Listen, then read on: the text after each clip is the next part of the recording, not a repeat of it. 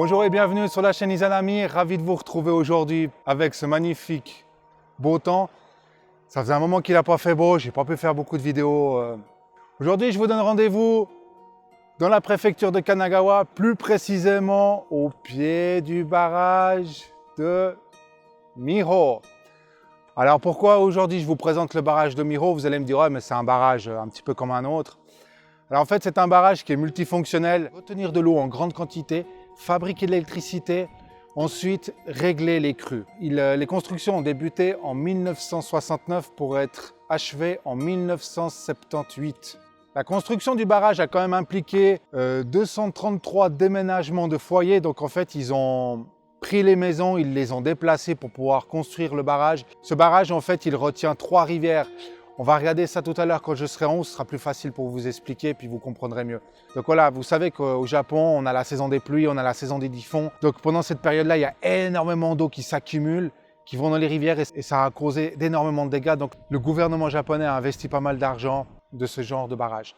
Donc si les barrages vous intéressent, si ce genre de sujet vous intéresse, ou n'importe quel sujet vous intéresse, n'hésitez pas à mettre des commentaires en dessous. Comme ça, moi, ça me permet aussi de développer la chaîne avec vous et puis vous proposer plus de contenu. Donc n'hésitez pas à vous abonner si ce n'est pas déjà fait.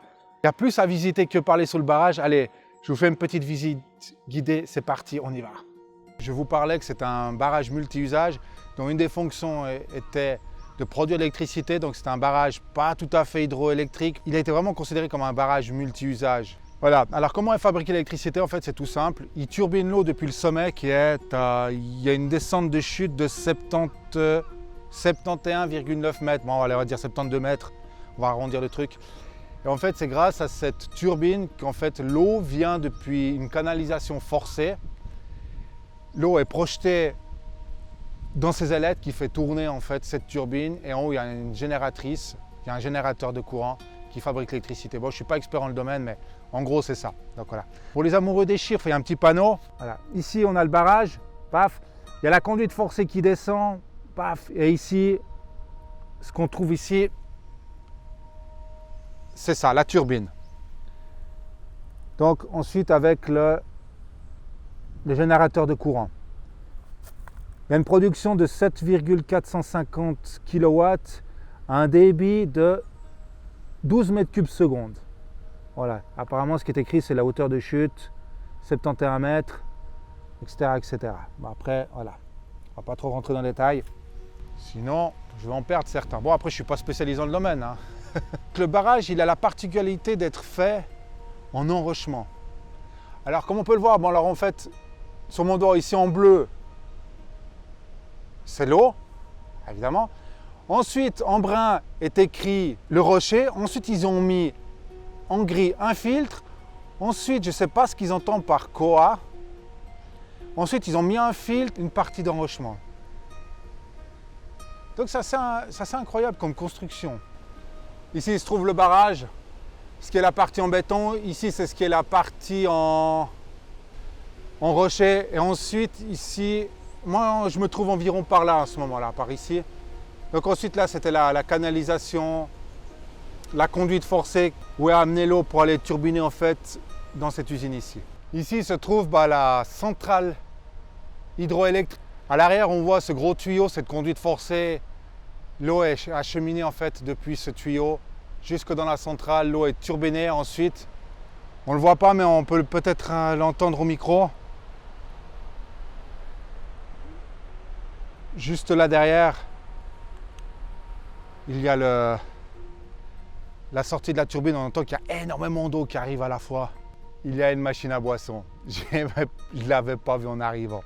Il y a une machine à boisson. C'est magnifique. Le parking gratuit. Une machine à boisson, il y a les toilettes, on peut venir se reposer. Franchement, c'est un endroit qui est vraiment magnifique. Allez, moi je vous dis à tout de suite, on va aller au sommet, je vais prendre la voiture, ça va être... C'est pas que j'ai pas envie, mais je l'ai déjà fait une fois à pied. Et on est un petit peu limité par le temps, là, on va aller en voiture. Allez, à tout de suite.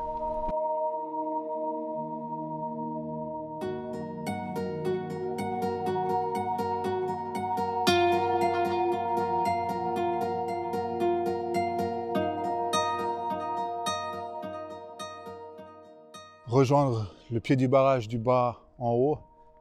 En voiture, c'est à peu près 5 minutes. À pied, c'est environ, je dirais, si vous marchez normalement, c'est, allez, 30 minutes, je dirais quand même. Il faut bien 30 minutes, quoi. C'est pour ça qu'aujourd'hui, je disais que j'avais malheureusement pas le temps de venir. J'avais pas le temps de le faire à pied, quoi. Parce que le temps de monter et descendre, le parking serait fermé, et puis il m'aurait coincé la voiture dans le parking, et c'est pas le but. Alors, je vous confirme, en haut, en bas, le parking ferme vraiment à 4h30, malheureusement. Je pensais qu'il fermait plus tard en haut, mais non.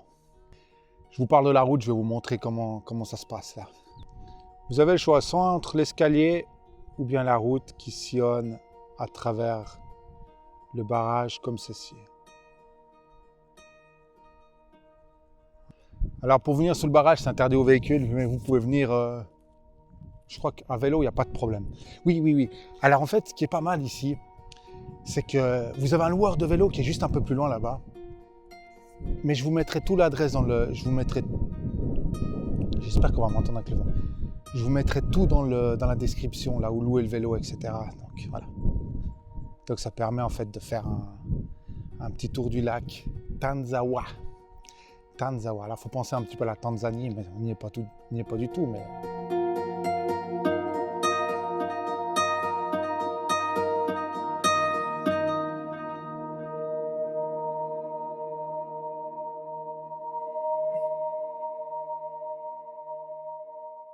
Le barrage, en quelques chiffres, alors il a une hauteur de 95 mètres avec une longueur de 587 mètres et il a une capacité totale de 64 millions de mètres cubes d'eau.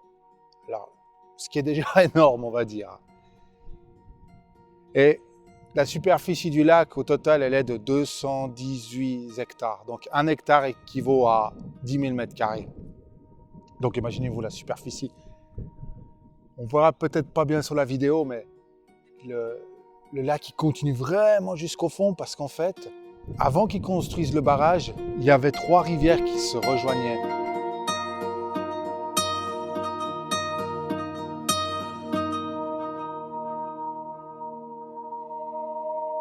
Comme je disais avant, en fait, c'est que c'est vraiment tout du rocher là. Là, on peut voir ici, c'est tout du rocher en fait. Et si on regarde de l'autre côté, on peut vraiment voir qu'il est vraiment fait tout en rocher de cette partie-là, quoi. Ouais, pas loin de 65 millions de mètres cubes qui sont derrière, qui poussent.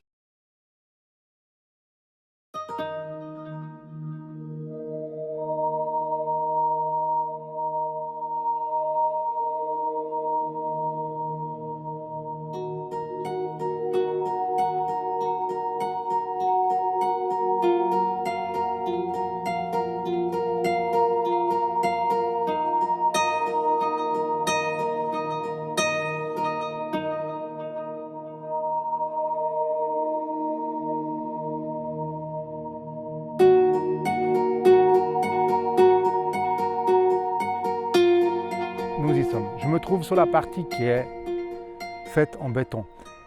Donc ici, il se trouve... Allez hop, je vais aussi vous montrer ça. Voilà. Alors, on ne voit pas bien depuis là. Mais en fait, vous voyez depuis là, que là, c'est le desservoir numéro 1. Je crois qu'on peut peut-être le voir depuis là, parce qu'il y a... Ah! Je crois qu'on ne le voit pas bien, mais...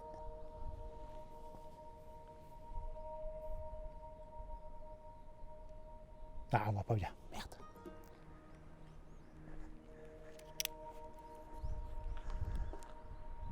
Voilà. Bon, malheureusement, sur la vidéo, à travers les... Parce que là, il y a des grillages. Il y a un grillage par desservoir. Et apparemment, on ne voit pas bien. Et chaque desservoir, en fait, peut être ouvert par un câble et il y a un moteur électrique au sommet qui embobine le câble et qui ouvre en fait le desservoir. Bon, malheureusement aujourd'hui, le niveau du lac n'est pas assez haut pour pouvoir ouvrir les desservoirs. Et il faut savoir qu'en fait, s'il n'y a pas une mesure d'urgence quelconque, ils n'ouvrent pas les desservoirs comme ça parce qu'en contrebas du barrage il y a quand même des zones agricoles. Ils cultivent du riz, des fruits, des légumes, etc. Et il y a des habitations. Et depuis le barrage jusqu'à l'embouchure de la rivière qui va se jeter dans une autre rivière qui est un peu plus bas, tout le long de la rivière, en fait, tout est contrôlé sur caméra avec des alarmes. C'est-à-dire que au cas où ils doivent ouvrir les portes pour une raison XY, il y a des alarmes qui se mettent en route. Et il y a des feux tournants rouges, etc. Donc, je crois que vous le voyez là-haut. Là, ça va, ici. Ça, ce sont des alarmes. En cas d'ouverture des desservoirs, eh bien, il y a des alarmes qui se mettent en route pour prévenir la population que le niveau de la rivière va monter. Imaginez quand ils ouvrent les desservoirs, ce sont des milliers de mètres cubes à la seconde qui débitent et la rivière monte en quelques secondes. Quand j'habitais en Suisse, j'ai vu une rivière monter de plusieurs dizaines de centimètres en quelques secondes. Je voyais vraiment l'eau de la rivière qui montait d'un coup. Et il n'y avait pas d'alarme, il n'y avait rien. Donc imaginez-vous s'il y a des gens qui font de la pêche ou n'importe quoi au bord de la rivière, puis qu'il y a l'eau qui monte tout d'un coup, vous n'avez pas d'alarme. C'est très dangereux. Donc un petit conseil, si vous faites des activités de pêche, de camping, n'importe quoi, proche des rivières, faites toujours très attention parce que des fois, il se peut qu'au sommet, il se trouve un barrage et ce barrage ouvre les vannes et il n'y a peut-être pas forcément des alarmes qui peuvent vous prévenir lors de l'ouverture. Il faut dire que le Japon, jusqu'à aujourd'hui, comptabilise 0 incident grave avec les barrages. Il y a eu des pays où ils ont eu des problèmes. Voilà. Donc voilà, au niveau, en tout cas au Japon, jusqu'à maintenant, il n'y a pas de problème. Ils sont, comme je connais les Japonais, ils sont très à cheval sur la sécurité. Ils rigolent pas. Alors voilà, il y a une des mesures de sécurité qui est des plus fiables, on va dire. C'est que vous avez ce mur, en fait, vous avez ce mur ici, là.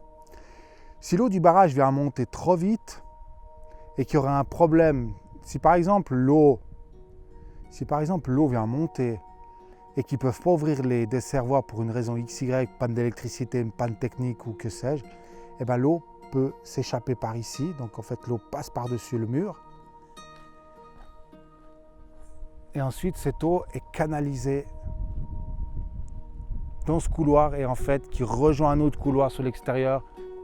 Je vais vous montrer ça tout de suite. Tout de suite, je vais vous montrer la vue depuis en haut. C'est vraiment sympa.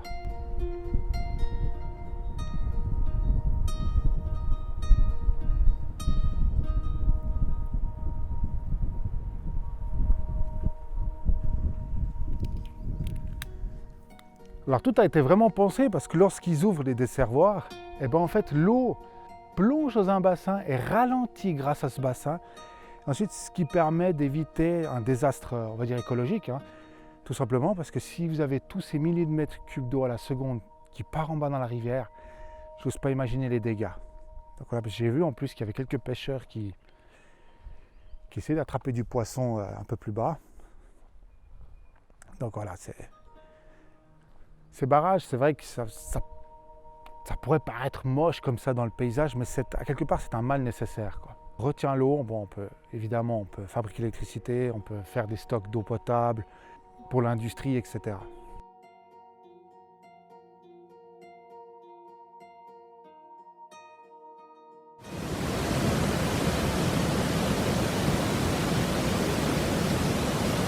Il y a quelque chose de sympa qui a été réalisé. En fait, c'est des enfants qui racontent le pourquoi du comment ce barrage a été construit et ses fonctionnalités. Donc il suffit juste de s'approcher proche de l'eau-parleur et on entend les enfants qui parlent.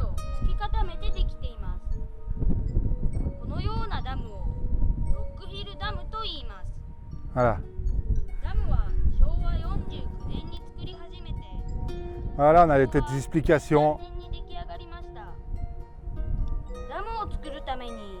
223世帯の方々が住み慣れたふるさとを離れ、懐かしい土地や家は湖の底に沈みました。ダム周辺の地形を表した方向板をご覧ください。湖は北、 Voilà. Voilà, comme ils expliquent, en fait, lors de fortes pluies, etc., ça permet de contrôler le flux d'eau dans la rivière. Et par beau temps, je dis bien par beau temps, vu que vous avez de la chance, on peut apercevoir le mont Fuji. Le mont Fuji, on ne le verra pas malheureusement aujourd'hui à cause du nuage. Donc déjà quand j'étais à Gotemba, quand j'ai passé par Gotemba, donc qui est vraiment proche du mont Fuji, on ne le voyait pas, il était couvert de nuages. Je me suis dit bon bah tant pis quoi. Voilà, donc c'est un des plus beaux endroits aussi, on a une belle vue sur le mont Fuji. Mais aujourd'hui malheureusement on ne le verra pas. Voilà, cette vidéo touche à sa fin, j'espère qu'elle vous aura fait plaisir, j'espère qu'elle vous aura plu. Dites-moi ce que vous en pensez en commentaire, ça me fera super plaisir. J'ai été très content de venir ici, très content de partager ce contenu avec vous. Moi je vous dis à bientôt pour une prochaine vidéo. Je ne sais pas encore qu'est-ce que je vais vous concocter pour la prochaine fois, mais vous ne serez pas déçus du voyage. Je vous dis à bientôt sur la chaîne Izanami Media. Ciao!